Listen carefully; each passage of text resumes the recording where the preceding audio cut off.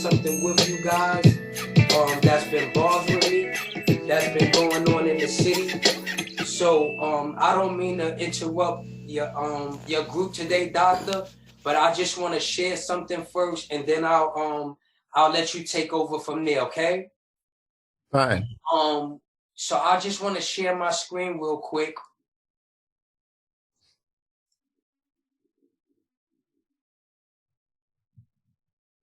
All right. Can you guys see it clearly? Yeah. Yeah. Right. So it's been posted all over the news, all over the nation, probably all over the world, the shooting that's went on in New York City train station. And everybody is quite disturbed about what happened. I just want to show this short, it's a 4-minute broadcasting from CBS News to bring people up to speed about what's going on. And I want people to just pay attention to exactly what everything that this broadcaster is saying, because we got to pay attention to the little tiny details, right? Because the devil is in the details. So it's just 4 minutes. So bear with me and watch this video and pay attention to the details. We have breaking news as we come on the air about how police found and arrested the suspect in Tuesday's shooting at a Brooklyn subway.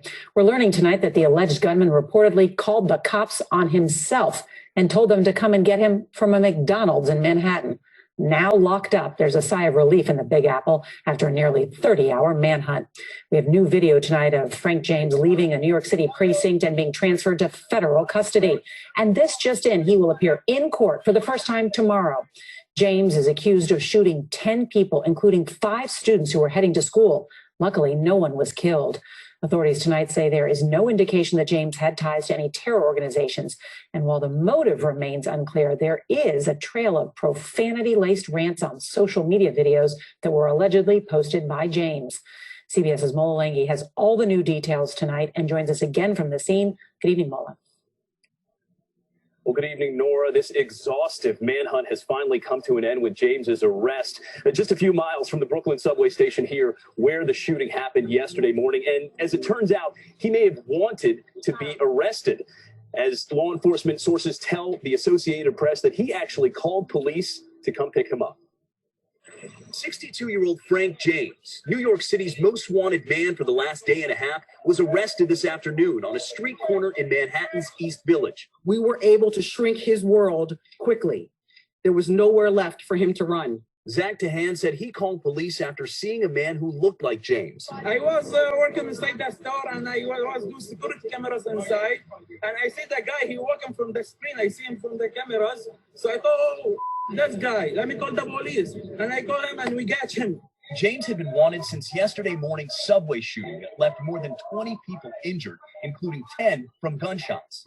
Surveillance video shows the alleged gunman entering a subway station early the morning of the attack, wheeling the same black cart that was later recovered at the scene. Officials say James is the man who donned a gas mask, detonated 2 smoke bombs, and then fired 33 shots into a packed subway car. After the attack, police say James slipped onto another train car, rode 1 stop, and escaped, sparking a multi-state manhunt. But police did recover some important evidence at the scene, including a 9mm gun, 3 extended magazines, a hatchet, gasoline, and 4 smoke grenades. They also found bank cards and a key to this U-Haul that investigators say James had rented.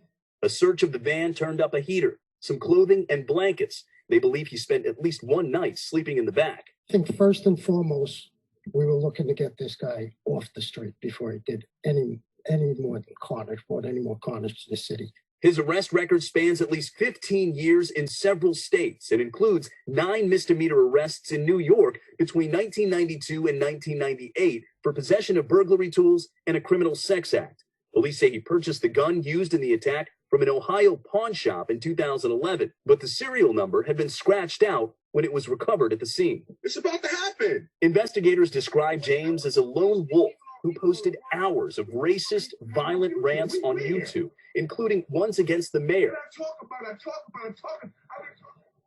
Well, during their investigation, which is ongoing, authorities say they searched a storage unit in Philadelphia, which is registered to James, finding, among other things, a silencer and ammunition for AR-15 and 9mm weapons.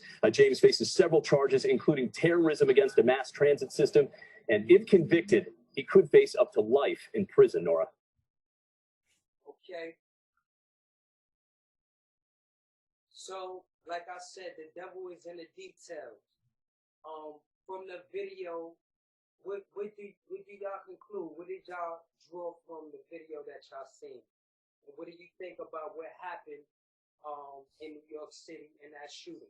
Were you surprised at all to find out that the guy was actually black or brown? Hello? Yeah, go ahead. Yeah, we hear you. Hey, how you doing? My name is Trevon Donovan. Thanks for having me today. Appreciate everyone. What I got from this video was we have to find a better way to be fed up. You know, we don't want to never side with chaos, but there's always a cause and effect. And sometimes our culture, which I didn't believe it was one of our culture, but it could be anybody that's fed up and take things the wrong way and feel that they can take life into their own hands and misproperly, you know, execute their thoughts. One person's freedom fighter is another person's terrorist. So I don't want to get too far into detail what I'm trying to get to, but we have to find a better way to release our frustration, you know. And those people on the train might have not had nothing to do with the world views, but just because they look like them, you felt you could take it out on them. And that's something that been happening to us all our lives. And I ended with that. Thank you for your input. After you got the hand raised. Yeah. Hi. Thank you, G2, for having me. Hello, everybody. I felt like, first of all, I looked at where he went to do the act that he did. He didn't come into a neighborhood where it was black and brown. He knew it was going to be a lot of black and brown people on that train. He went into an area that he felt like that's the area he wanted to go to. I'm gonna leave it at that. I also feel like at that point, he didn't kill anybody. I don't believe that he aimed at anybody's head, because he didn't kill anybody. And all those people that got shot, he didn't kill nobody. So, and I think he took an effort not to. I really do. I'm not saying what he did was right. I'm not saying I agree with it. But what I agree with what you said, when people are fed up, I can't tell somebody how to experience their level of enough. I can't tell that man how to experience that. I wish he would have talked to somebody that could have told him a better way to do it before he went out there like that, by, lone wolf like that. But I understand. I can also understand what happened. So I'm kind of confused on the whole. I got mixed emotions about the whole endeavor. I do. And I feel like the same way they say he had mental health issues whenever something happens, I'm going to say that brother had mental health issues, period. He had a breakdown, period. That's it. Well, I have. Can I say something right quick? Please do, Doc. What he did was wrong, and I hear everything everyone is saying. What I look at is also the reaction of the authorities and the attention that they put on him, and then to immediately charge him with terror. What that does is represent the inequality that exists in this system, because there are people of the other persuasion that have done far worse, and they're reluctant to call them terrorists. And it's just another example of the inequality that exists that we have to deal with each and every day. Yeah. So that much much is true. I don't know too much about the story. I'm just learning about it as I go along, and I'm hearing these different stories about what happened.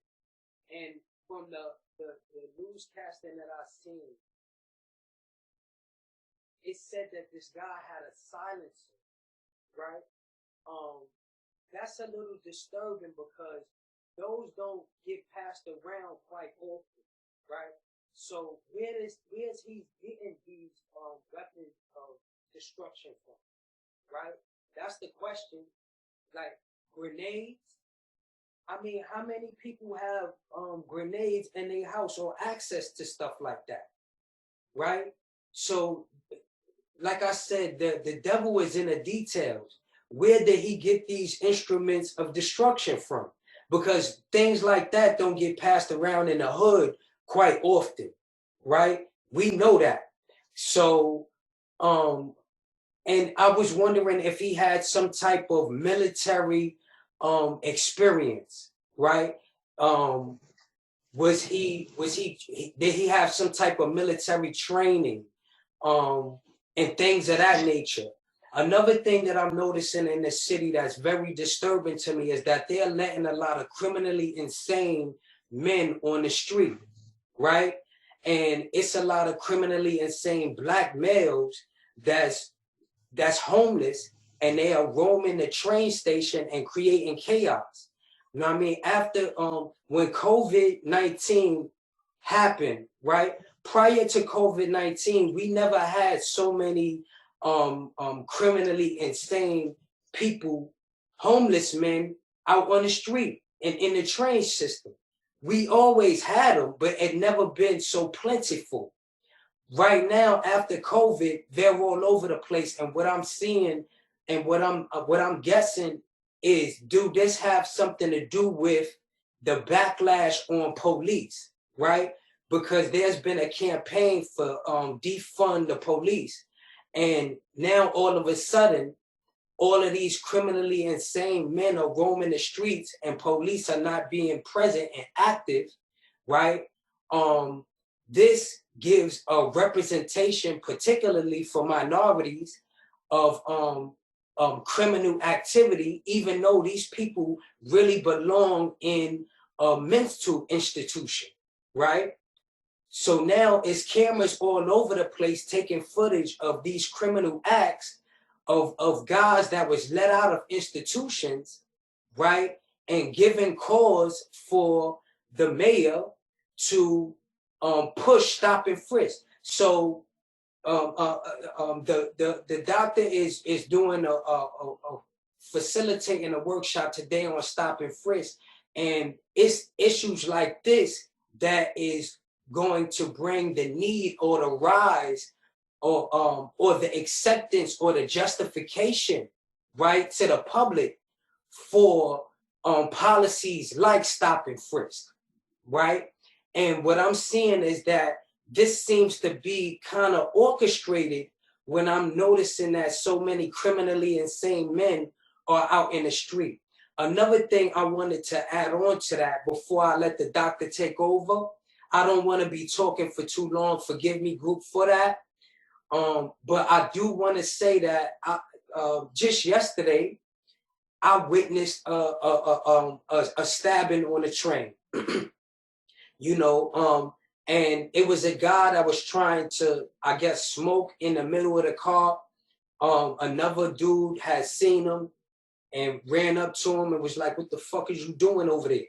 You know, all this shit going on with the train, and you over here, what is you doing?" And so, you know, he started popping on him, and I noticed he had a knife in his hand. I don't know if he actually stabbed him, but I do know that he did have a knife in his hand.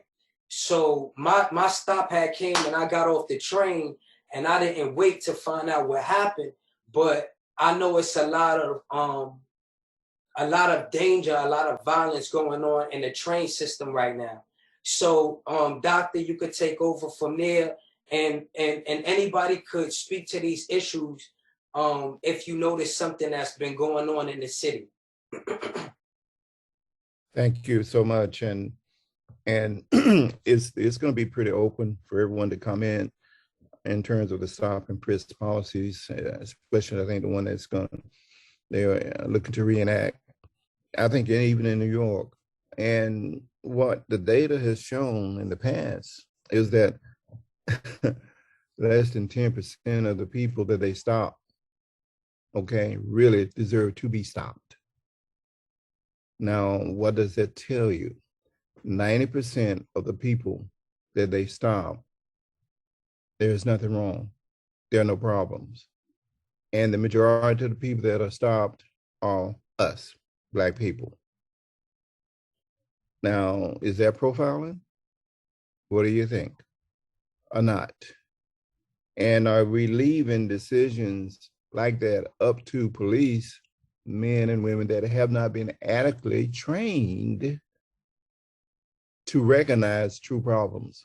And so they react from their own gut, from their own prejudices sometimes. This person looks strange. This person appears to be looking this way and that way. I'm going to stop and I'm going to frisk them. So I'm going to just stop right there because I think that can open the door to a lot of things. And one of the things we look at when we talk about, say, critical race theory is the systems that are in place that promote inequality, that foster inequality in terms of treatment and service to others.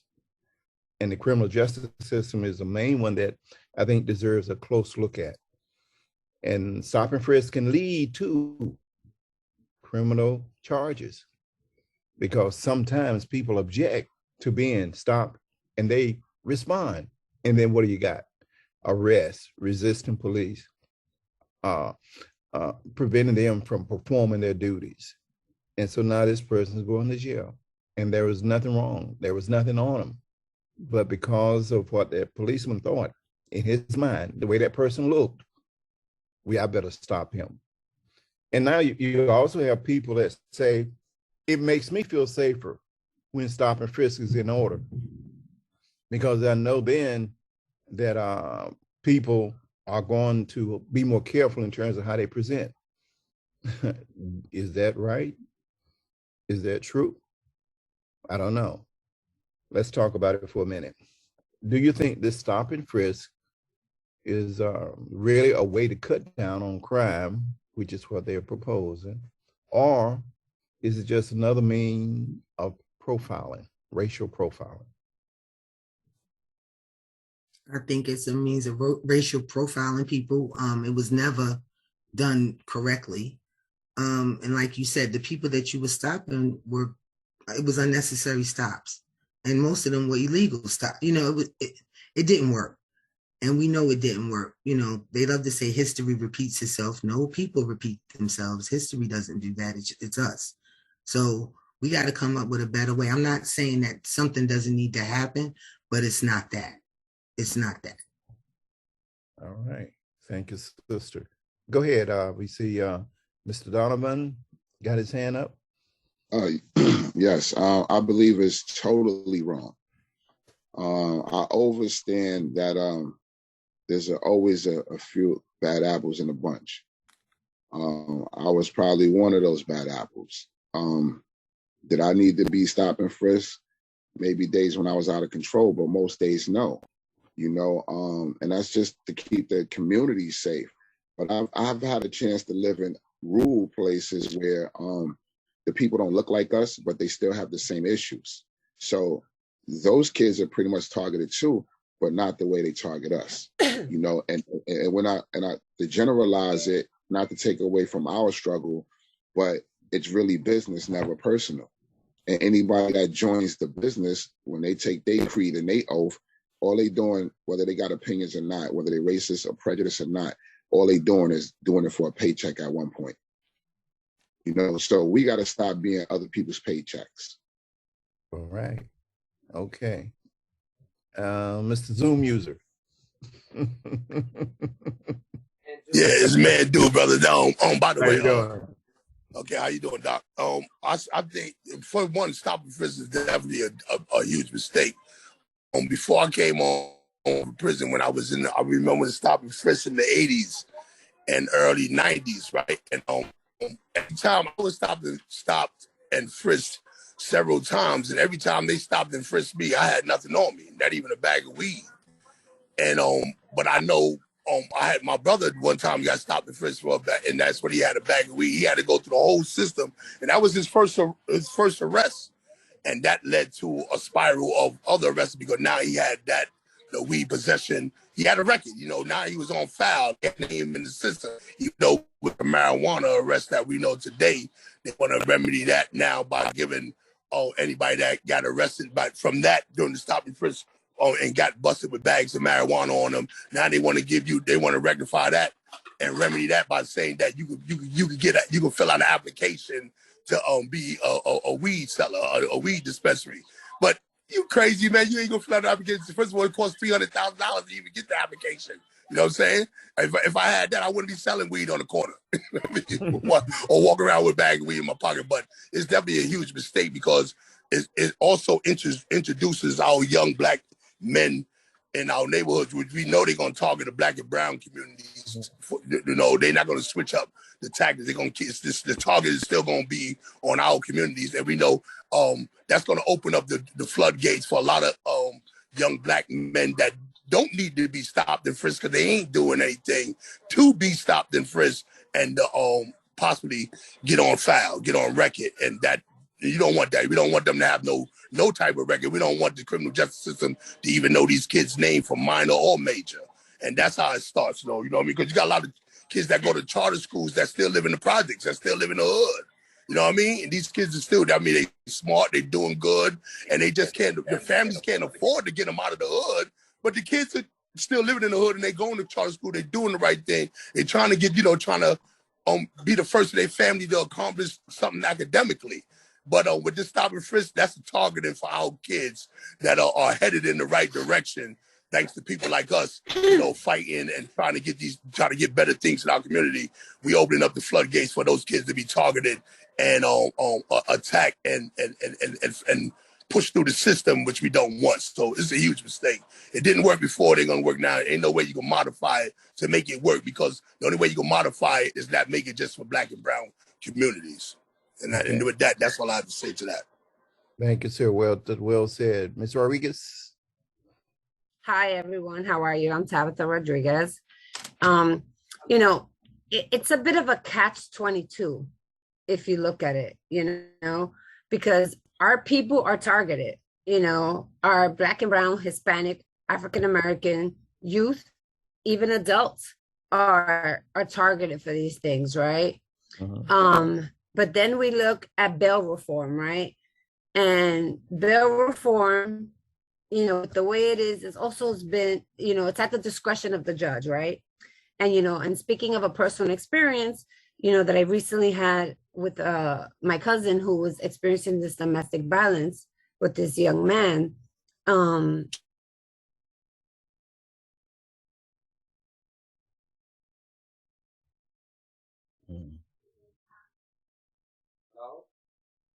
Did she freeze up? I think she froze. Yeah. Okay. Tabitha? Yeah, I think she froze. Yeah, something happened, Tabitha, you froze. Yeah, I think she froze. She froze up.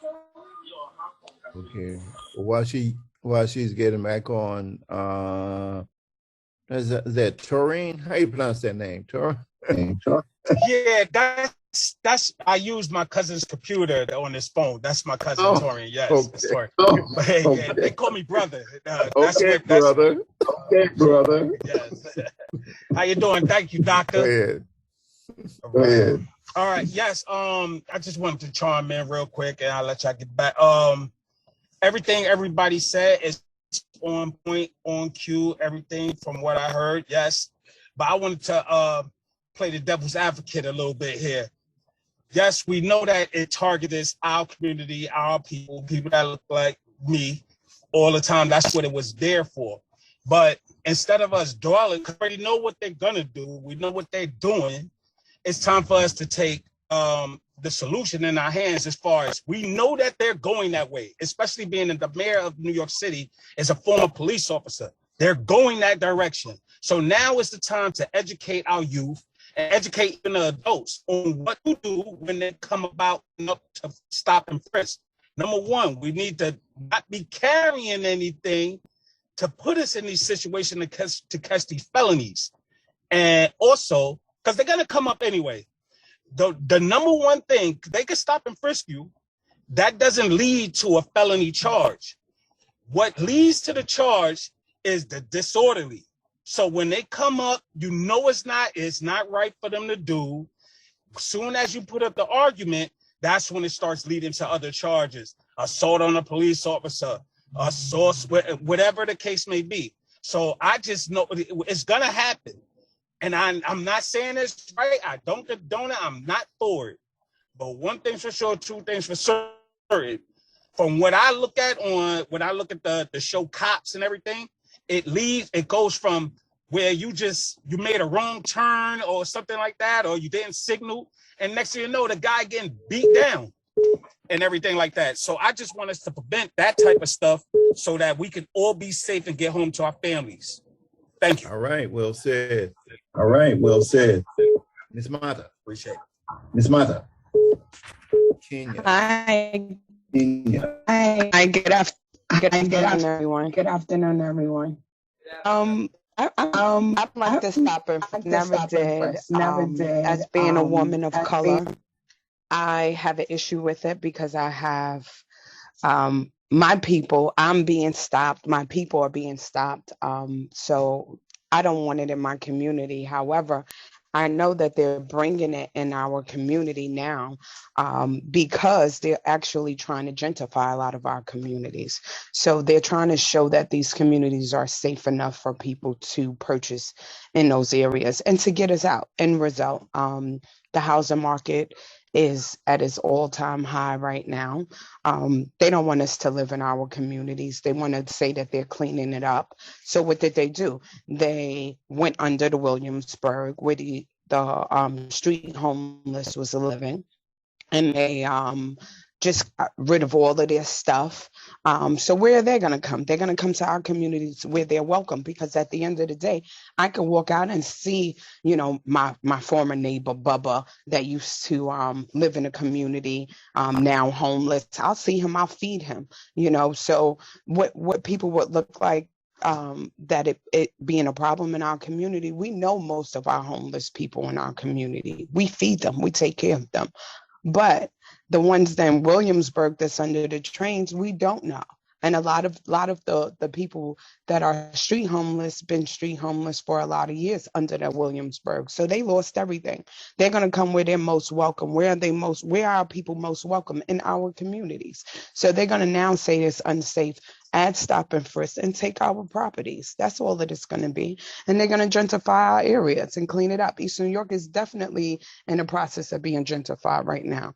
I see it every day. So the stop and frisk is for us to actually just to keep us out of our own community so they can buy it up. Right now, East New York housing market prices are lower than in Williamsburg. So they're going to just do that. That's basically what it is. Most of the stop and frisk in our community is done by the 75th precinct that oversees about 4 different parts of Brooklyn. Canarsie part, Brownsville, going all the way up into close to Bed-Stuy, those areas. So yeah, those are the areas they're stopping and frisking our people. So I'm not here for it. I disagree, and I think we need to just be more alert on what they're doing and protect our children. Thank you. Well said. Add something, Doctor, real quick. Go ahead.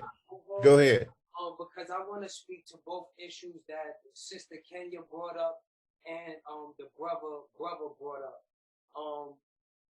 One, as far as what the brother said, as far as solutions, I think as credible messengers, one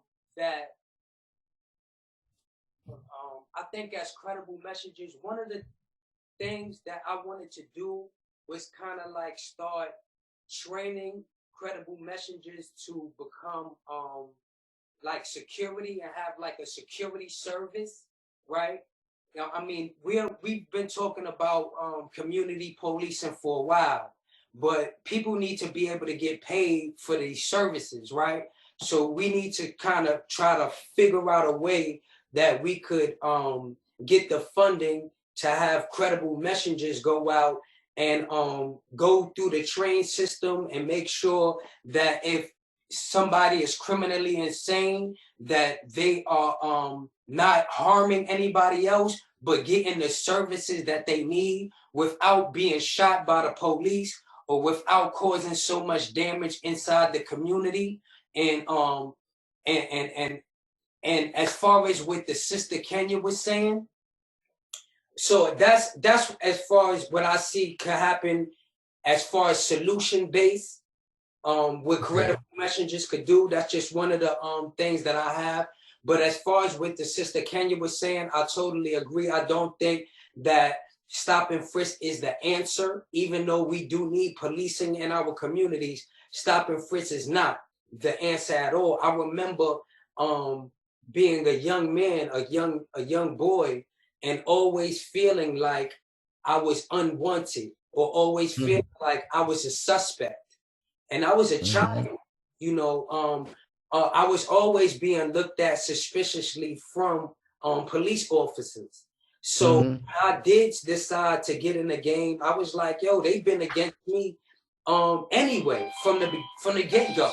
So that's what I would say to that. So I don't think that that's going to be advantageous for the Black community at all. With that said, okay, thank you. Okay. All right, my brother that's driving. That's brother. Yes, you. Unmute your phone. Unmute your phone.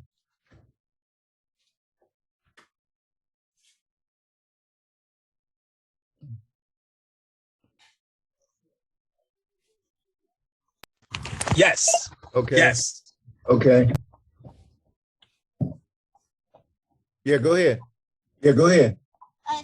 Oh, you wanted me to respond? Yes. Oh, yes. Yes. Yeah, Yeah. but Yeah. everything that G said, he's right, and it's all about how you deliver the message, but most importantly, the finance aspect of everything, because no one is going to want to do something for free, and even if they are, they put their heart in it to do it for free. The repercussions and not getting paid or being able to generate some kind of wealth, and we have seen in the past that has been detrimental to the family structure. Case in point, Malcolm X, who Betty Shabazz for many years was on welfare. Like, this is our iconic hero who stood up for everything with the Black and the Muslim race. Everything stood, and this man, like his wife is on welfare. Like, this is unheard of. So I definitely agree with G. As far as like, we definitely need to be policing ourselves, but we also need to find the funding so that people can get paid. Because if people get paid, then that's when they really take the job more serious. I 100% agree with that. Thank you. Thank you. Thank you. Thank you. And She has just joined us again. We just got her back. She just came in. Okay, go ahead.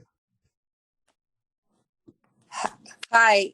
So my computer decided to get wacky on me, and I'm like, oh Lord. So I'm like, you know what? Let me do this through my phone before I miss important information. And so as I was saying with the incident that I had experienced, and I did, the Twitter, I got a call, and it was a commanding officer from that precinct. We have now become very close because, they made my my aunt's and my cousin's house a priority. But here was the thing. He was harassing, doing a lot of things. And we had over 30 police reports, right? And then they took him in, and then they would release him. And, this was a DV thing. And they continued to release him, of course, like I said, at the discretion of the judge, right? Had they not did that, we would have not had this major accident. When I was coming back from Mexico, you know, my cousin, who's like my daughter, which is my aunt's daughter, who was going through this, sends me a picture of my aunt's leg with her tendons hanging out because something happened, whatever. He ended up backing up his car, just having been arrested the day before, let out. And then my aunt was pinned against a car, needed to get like multiple surgeries, shattered pelvis, all these things. So it's so hard when it comes to when we think about the stop and frisk, because in some instances, yes, it could be a good thing. But then again, we also know it can also be bad when it comes to our people. I remember when I was working with Senator Hamilton in Brooklyn, we had this little sheet that we had created for the youth. Thank you. And we handed it out to them that had like questions on there that they could ask, like, am I free to go? Am I this? Am I that? Do I fit a description? Do I this? I think now with some of the cameras and things, and, you know, I tell people sometimes, put your phone to record. You know, New York is a one-party state. As long as you're the one who agrees to the recording, you know, do what you got to do. You know what I'm saying? Because if something comes up later, then you have that recording. You know what I mean? So it's so tricky because it's like, yes, if we have to stop it first, we can eliminate some things with people who are carrying these weapons, right? But then again, it goes back to the targeting and the racial disparities that we go through. Yes. So it's just like, damned if you do, damned if you don't. If you don't. Well said. Well said. Mr. Donovan. I just wanted to add real quick. There was a lot of people that was on from the first shows, episodes of the online workshop to the people now. And if we consolidate our resources, when we create this curriculum for the stop and frisk training, because it's a must now, that's the only solution. We can't stop what's about to happen, like the young brother said. So when we train, we need to have information to address the person that has the issue at hand. You know, it's a mental health thing more than anything. So we need to have mental health resources. We need to have the life insurance resources. We need to have the homeless shelter resources if it's available. And if we put that together, this won't be a walk in the park, but for the people that's paying attention, everything is going to get a little bit better. And we definitely got to save our money up and buy up our neighborhood, and none of this will happen. And I'll end with that. Okay, well said. And I think some excellent points were made, and especially one that talked about how there's a emphasis on targeting particular areas to make it hard for one to live in that area so they can be taken over. And that is prevalent in our society. You see that in many parts of the country. In terms of solutions, some great ideas came forward. We got to educate our youth. We got to do that. If it's in place and we've got to deal with it, we got to be prepared. And so we got to be informed. So yes, educate our youth and others as to how to respond. The other part, and I want to get your reactions, what about educating the police as far as how to and when to, and not to be personal? And that's a real challenge because a lot of persons' feelings come into play when they do the job. Prejudices come into play. Yet you expect them to be objective. But data has already shown they are not, and they have not been objective. They've targeted us. So what do you think about educating police, and how can we do that? And also, how about looking at the political portion of the whole situation, of the whole problem, getting people in office that are sensitive to what's really happening and can make changes from a political perspective that's not going to adversely impact a certain group of people, and I mean us. educating police, educating politicians? What do you think? You're talking my language now. I love this, right? Let me say this. First and foremost, I know my vote matters, right? You can say what you want to say, feel how you want to feel. My vote matters, right? And I say that because we don't teach civics to our people.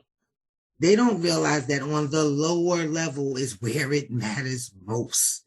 Because if the lower level was doing what they were supposed to do, it has to go up, right? And we don't hold our lower level people accountable in our neighborhoods. We do not. In my neighborhood, they had this Picardo, whoever it was, and Gustavo and all of them, and the Diaz's for years. And the Bronx ain't changed. It's about to turn back to the burnt down Bronx again. After you just finished building it up, you're about to let them tear it down again and put us out this time, right? Because I agree with what that sister said about I'm seeing region. I see it. So anyway, I believe that we as a people have to raise our voice and educate. See, I want the officers that patrol my neighborhood to live in my neighborhood. We're paying your salary. So if I'm paying your salary, I should be able to dictate that you not only work here, you should live here because I work and live in my community. That's why I'm here.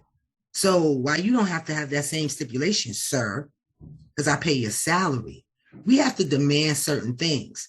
We have to demand it. I'm sorry. We have to turn into the worst Karens in the world right now. We have to do what we have to do to be heard, to be seen. And we have to teach our youth that this world don't owe you nothing, that you owe this world. And I need them to take care of me because I'm getting older. So we got to teach them something quick. So I agree with what G said. Let's pay these people to take care of us, please. Let's invest in each other. Period. Point blank. That's it. Sorry. So right, I sister, think this thanks. is definitely one that's not only a community effort, but a whole coalition effort. So I teach trauma-informed care practices. I've taught to people who work with those who.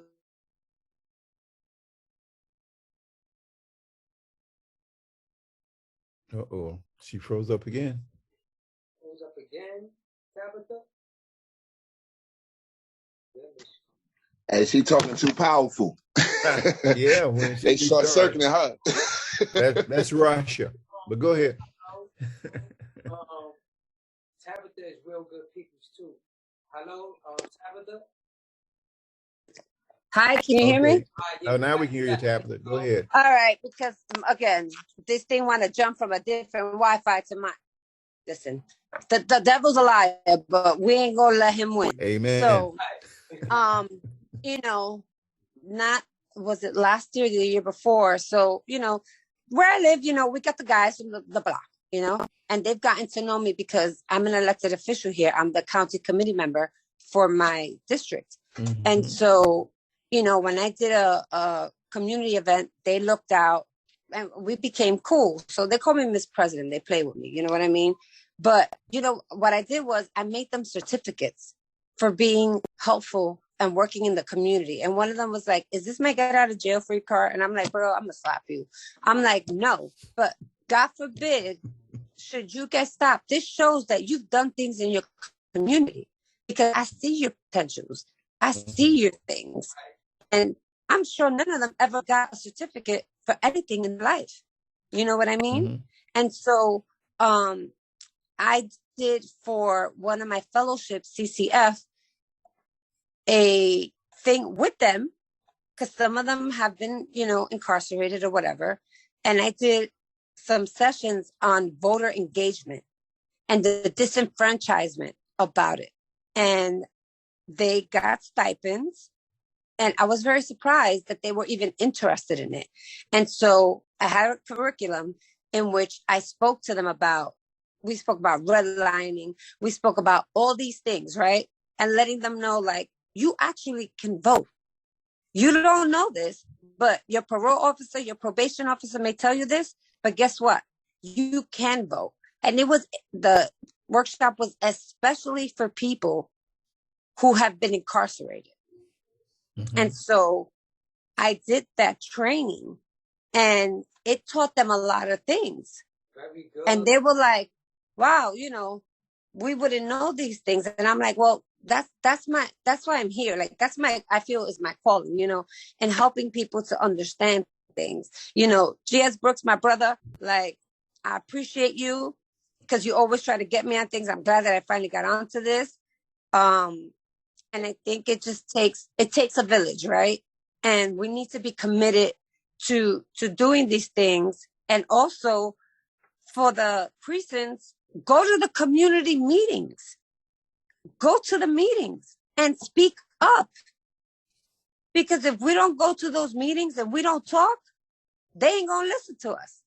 They need to see us get in there. They need to see us talk. And when it comes to the mental health piece, you know, I have a master's in clinical psych other than criminal justice. I was on the Khalif Browder Foundation, and I spoke to a lot of people in, you know, Congress and in you know, whatever, letting them know like the effects of the solitary confinement on the brain, especially those who are young, developing, and the things that everybody has that is a certain category of symptomology that people carry. So I'm huge on mental health because people have been traumatized. Shit, going into Rikers one day, even if it's a visit, that's like post-traumatic stress, you know? So it's just like, and I'm sorry if I'm taking a lot of time. It's just like putting these things together and teaching and saying, let's hold workshops. Let's hold these Zooms, you know, let's do these things so that we can teach them all the different things that are part of this so that they can be well informed and know, you know what I mean? Like, stop the attitude.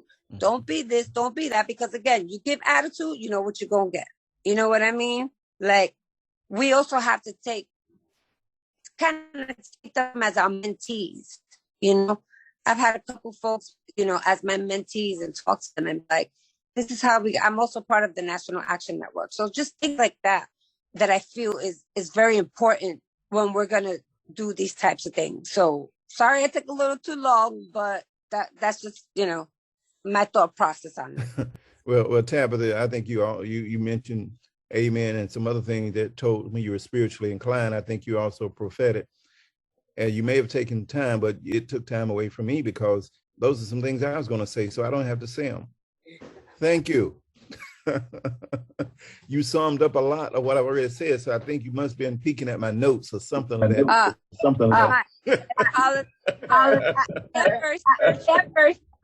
And I'm an empath. That's a whole nother story, but thank you. Sorry, I took out most of your Woodard, stuff. that's okay. Go ahead. We got a couple other hands. Zoom user. Oh, all right. I got name on it. It's okay.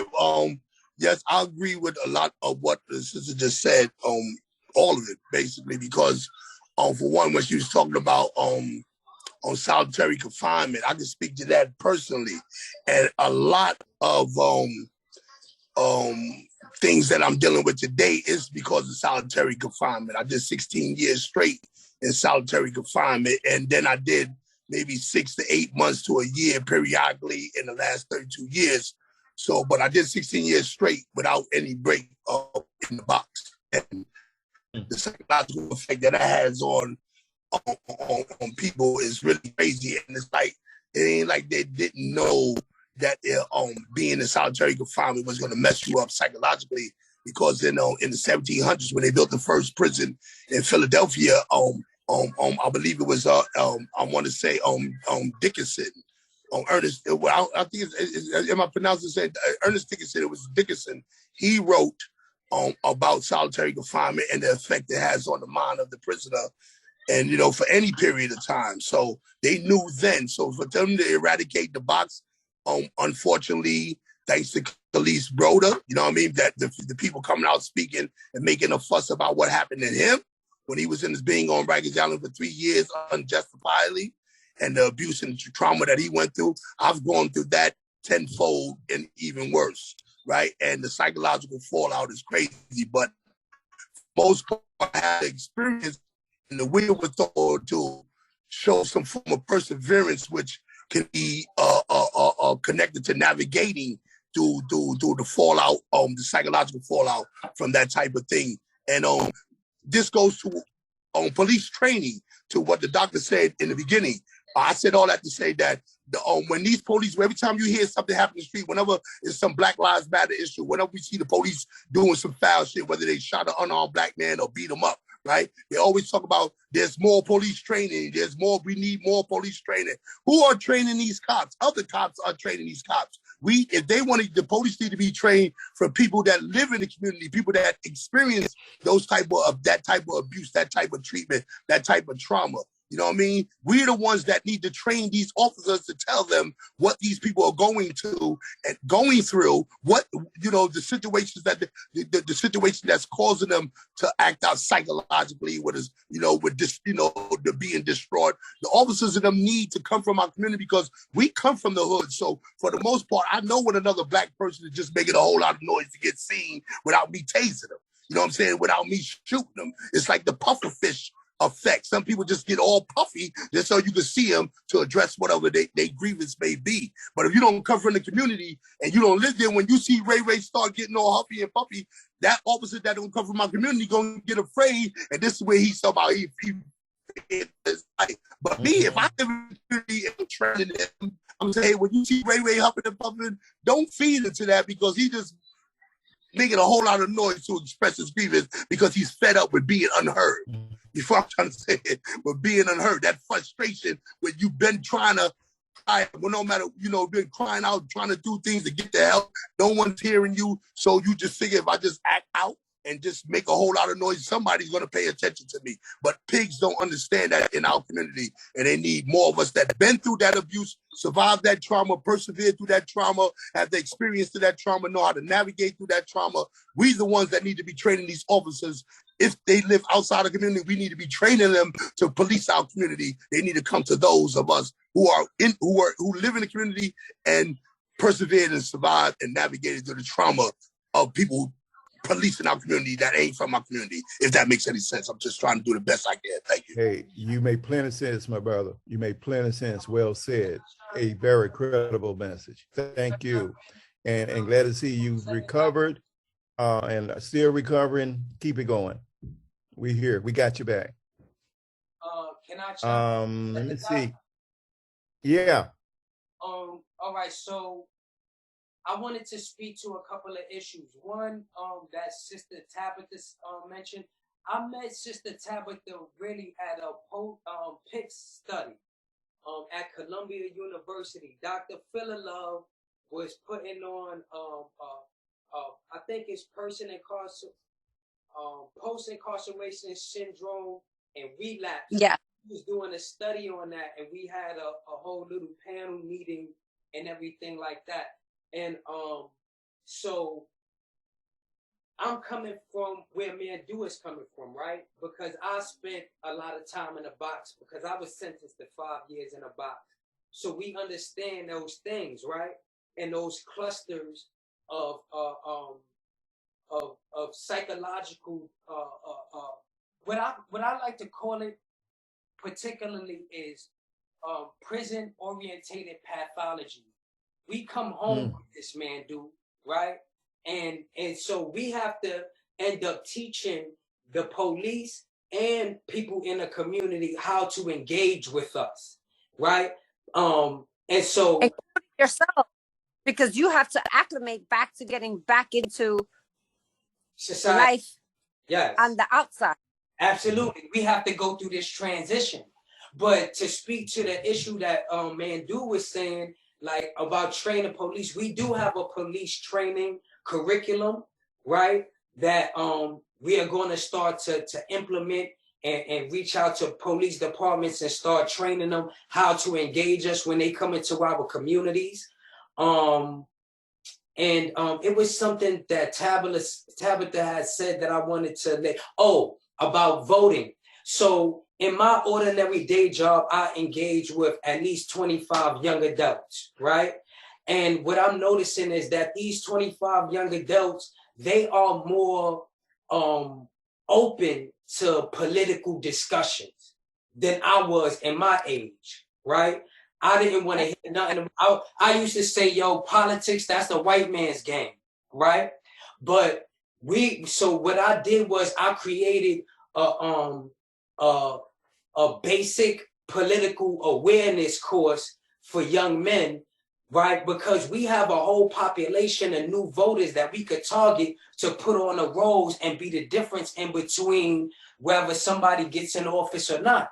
And we have to start focusing on local elections. So yeah, but we have to do it and speak to their language. So I'm definitely feeling what you're saying, Tabitha, and maybe me and you could talk later offline on some of the things that you implement, and I'll tell you about some of the things that I implement, and maybe we could work something around that. Yeah, it would be great to do a collaboration so that we can put that together. And, when we did these trauma-informed care practices, like Samaritan Village that we worked with, telling them how to work with those who've been incarcerated and letting them know everybody has their own biases, but when you go in there and you talk to them, you know what I mean? This is a way, I have a curriculum for that as well. This is how you speak to them, understand them and understand their language.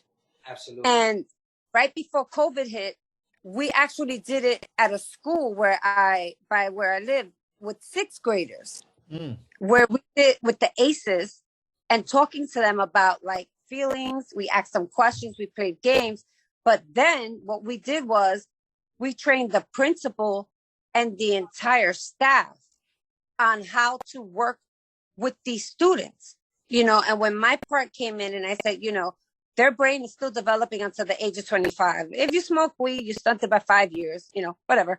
But at the end of the day, we taught them like, you need to understand these young people have grown up around violence before they were born.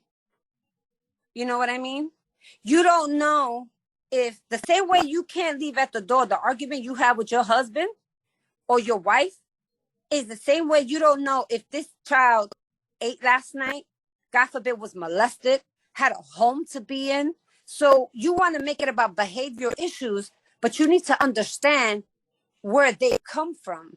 And if you're not from around here, then we give them these pointers and be like, you need to understand again, this is a cultural thing. And these are things that they're experiencing, and they're only in 6th grade. You know what I mean? So imagine what other things could come. And I had somebody hit me up for the Department of Health who wanted me to do some schools in Harlem. COVID hit, and it was like, that was that, But it's like, even when you start young, right? Like, it's like you plant that tree, and sometimes it may start out a little crooked, but we can try to make it work, And again, in talking in their language, like, I have my nonprofit, which I put on hold, but when, I deal with a lot of men, women, whatever. And it's like, I keep it real with them. And I always tell them, like, I'm not here to fuck around. All right. I'm here because I do this work, because I don't do this. I don't get paid for this. I do this because it's my passion. I do it is because it's for my people. So like, you in or out. And with the youth, I keep it real with them. And I talk to them, like, sometimes they'll see me with my spiritual beads, and one was like, oh, some gangster. And I was like, bro, you need to know about your ancestors, first and foremost. Second of all, I don't care what you're belonging to or whatever, but understand the consequences of certain things. And I'd say, I'm going to take off my professional hat right now. So I'm going to tell you guys something. Don't think you can get over on me, because I'm that person that I'm from the street. All right. Been there, done that. Yes, I'm a professional. Yes, you may see me and think, oh, like, from Colombia, this, that. And then you get whatever. Nah, my niggas, excuse me for anybody who might not like their word. I like to be culturally sensitive. But I'd be like, don't do it with me. I'm not the one. And then I put my hat back on and I'm like, and so this is what it is. And they've learned to respect me for it and build relationships. So I have like adopted children all over the world. It's just like, and this is how we do it, you know? So I think if we can all come together collaboratively and think of ways and think of things to do, you know, J.S. Brooks, like again, my brother, if you have a curriculum, I have a curriculum, we can put things together. And like I said, I'm big on the mental health piece, and I have, you know, curriculums. I have all these teachings. I have all these books. I have a bunch of crap, but I don't want to take up again too much time. But again, these are the things. And when it comes to training officers, sometimes like I have an inside, so I can only speak from my precinct. Like I know they've been trained on domestic violence things because I know the person who trained them. That's why I say if we go to these community council meetings, right? Speak to their people in community affairs and say, you know what? This is what we want to do. Get to know the commanding officer, because the commanding officer that is at the 43rd precinct that I know, we're very close, and he's open to working with the youth and talking to them like off the record and giving them advice. So I'm going to let it go. So in case people got to go, I'll give people their chance. All right. Don't tell my wife, but I'm in love. Thank you. Okay, Donovan, you've been trying to get in. I think we'll be running out of time soon, but I want to hear what you had to say. Then we're going to go to Toreen. Donovan? Real briefly, a pleasure having this reflection today. Everybody took the energy and bounced it off each other properly, and it's no proper way to find a solution. We got to get in the mud, or we got to fly high, however we got to do it, or we got to run through something. But I think today was very productive and very positive. I just asked everybody, well, it's on G.S. Brooks at this point, as the administrator, to, you know, consolidate this Rolodex of all the resources. So when we do put this curriculum together, we ain't just talking the talk. We walking the walk, and we got multiple solutions. Good. Thank you. All right. Go ahead, Mr. Knuckles.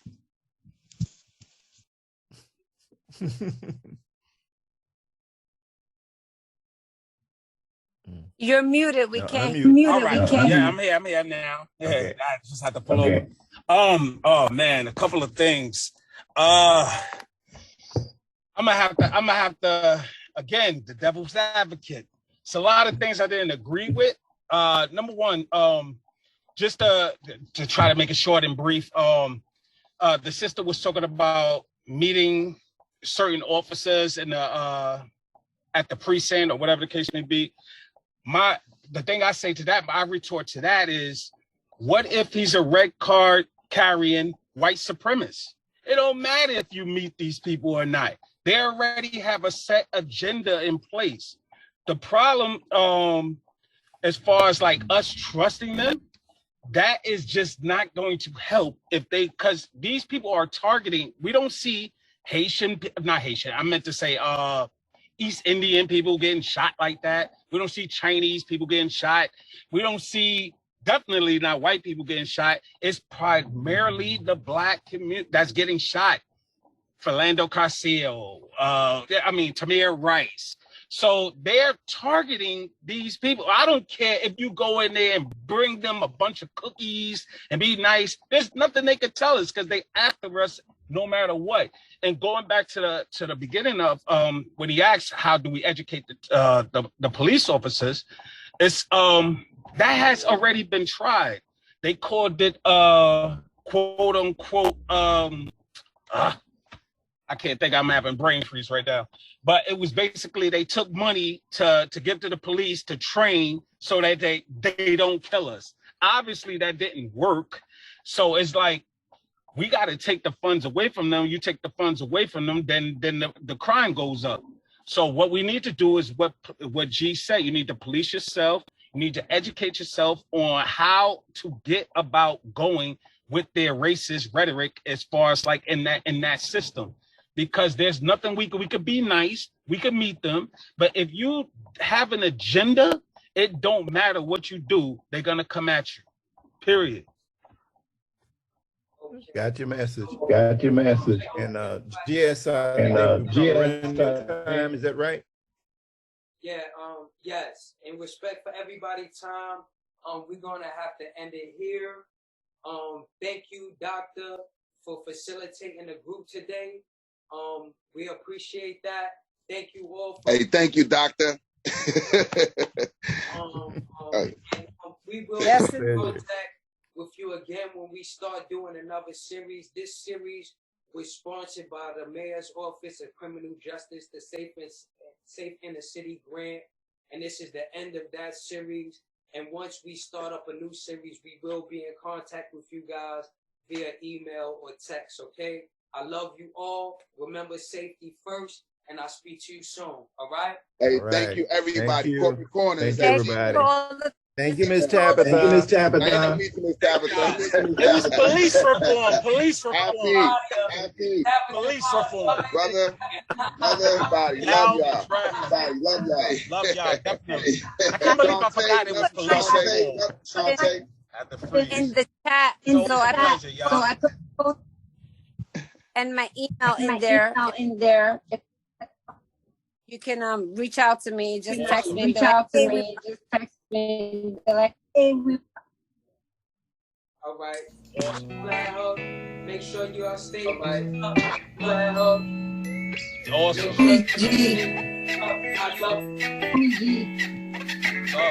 Dr. Woodard.